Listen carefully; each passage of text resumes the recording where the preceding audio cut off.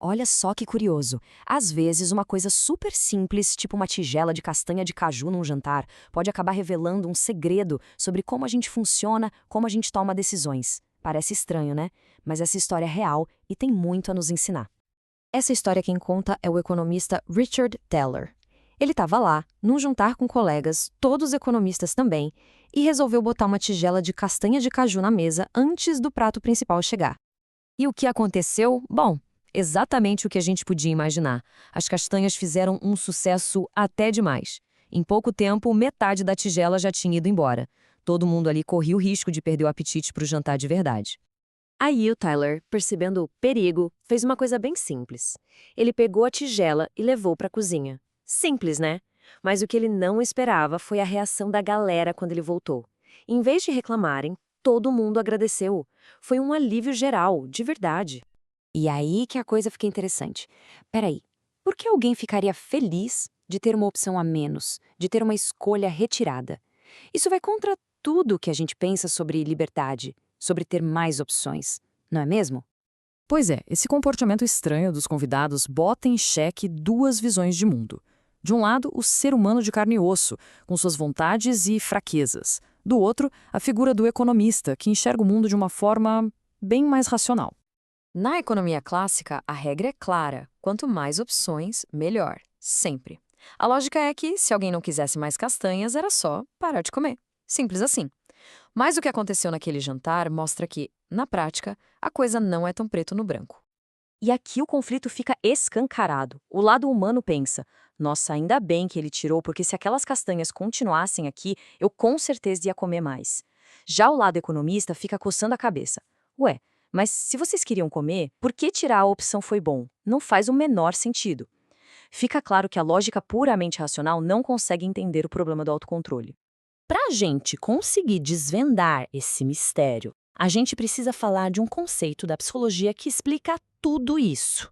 É o que a gente chama de o problema do agora. Esse conceito é o famoso viés do presente. Sabe o que é isso? É a nossa mania de dar um valor gigantesco para uma recompensa que a gente pode ter agora, na hora, mesmo que isso atrapalhe nossos planos lá na frente.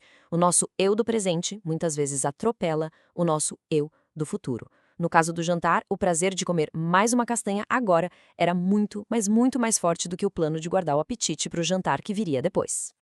E olha, isso tá em todo lugar no nosso dia a dia, a gente nem percebe. Pensa só, aquela pessoa que fuma e prefere comprar um cigarro solto em vez do maço, para não fumar tudo de uma vez.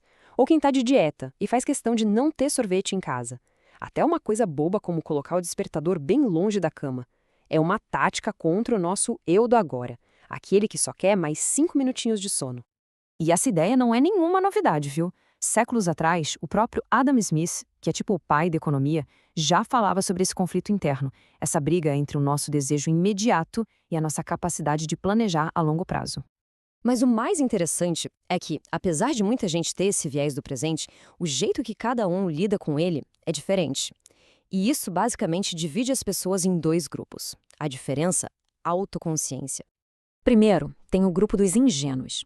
São pessoas que têm o viés do presente, mas elas nem se dão conta disso. São super otimistas sobre o próprio autocontrole. Sabe aquela pessoa que sempre diz: não, segunda-feira eu começo a dieta pra valer, ou da próxima vez eu vou resistir, mesmo que já tenha falhado 1000 vezes? Do outro lado, a gente tem os sofisticados. Eles também sofrem com o viés do presente e a tentação é a mesma. Só que, ao contrário dos ingênuos, eles sabem que tem um problema de autocontrole, eles conhecem a própria fraqueza. E por saberem disso, eles se antecipam e criam estratégias para não cair em tentação.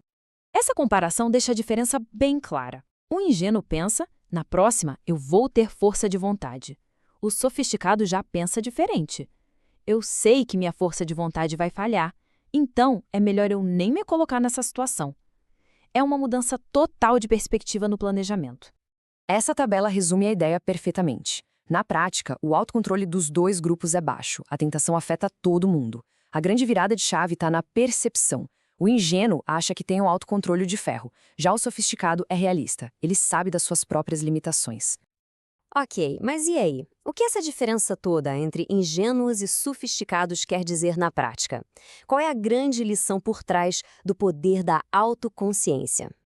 Agora, voltando lá para o nosso jantar, tudo se encaixa. Os convidados do Taylor não eram irracionais, de jeito nenhum. Eles eram sofisticados. Eles sabiam, por experiência própria, que se aquela tigela de caju ficasse na mesa, eles não iam conseguir parar de comer. Por isso o alívio, por isso o agradecimento quando alguém, de fora, removeu a tentação para eles. Isso mostra uma coisa muito poderosa. Ter força de vontade não é sobre ser um super-herói que resiste a tudo, mas sim sobre conhecer as próprias fraquezas. Entender que se é sofisticado é o primeiro passo para criar mecanismos que nos ajudem. Mas fica a pergunta no ar: só ter essa consciência já é o suficiente? Ou a verdadeira mudança só acontece quando a gente de fato age para esconder as castanhas?